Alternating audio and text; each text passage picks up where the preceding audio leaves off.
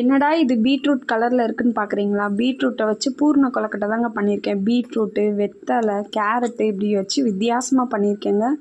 விநாயகர் சதுர்த்தி வேறு வருது. இந்த மாதிரி வித்தியாசமாக நீங்களும் ட்ரை பண்ணுங்கள். அன்றைக்கி கருட பஞ்சமி பூஜைக்கு நான் இதை ட்ரை பண்ணேங்க. நீங்கள் விநாயகர் சதுர்த்தி எப்போ நீங்கள் ட்ரை பண்ணாலும் இந்த மாதிரி டிஃப்ரெண்ட்டாக ட்ரை பண்ணி சாப்பிட்டு பாருங்கள். நான் ஃபுல் வீடியோ எடுத்து வச்சுருக்கேங்க. கண்டிப்பாக நான் அப்லோட் பண்ணுறேன். பீட்ரூட்டு ஆல்ரெடி இனிப்பாக இருக்கும். அதோடு நீங்கள் இந்த பூரணத்தை வச்சு சாப்பிடும்போது இன்னும் ஸ்வீட்டாக இருக்குங்க. சூப்பராக இருந்துச்சு.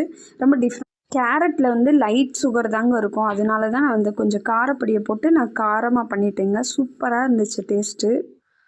ஒயிட் கொழுக்கட்டை நம்ம எப்பயும் போல் செய்கிற மாதிரி நார்மலாக தாங்க செஞ்சு வச்சேன். அதுவும் நல்லா இருந்துச்சு. ரொம்ப சாஃப்டாக இருந்துச்சு எல்லா கொழுக்கட்டையுமே. வெற்றிலை வந்து எவ்வளோ நல்லதுன்றது நம்மளுக்கு தெரியுங்க. அதனால தான் நான் வெற்றிலை சேர்த்து நான் பண்ணியிருக்கேன்.